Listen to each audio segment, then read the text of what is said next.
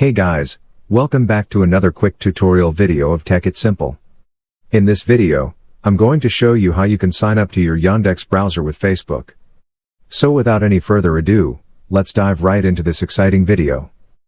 In order to sign up into your Yandex browser with Facebook, you just simply have to open your Yandex browser application.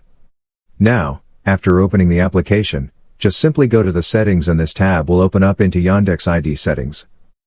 Now, after coming here, you will get this Login to Yandex button. Click into that Login to Yandex button. After clicking into that, you will get so many options to sign up and log in with. You just simply have to select Facebook into here. Now, after coming to this tab, you just simply have to enter the phone number or email address which is connected to your Facebook account.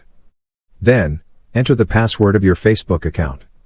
After entering that detail, click into the Login button down here. After doing that, if everything goes correctly, your account will successfully be logged in with your Facebook. I hope this video was helpful for you. If yes, don't forget to like, share, and subscribe to the channel to never miss another update. Thank you for watching the video.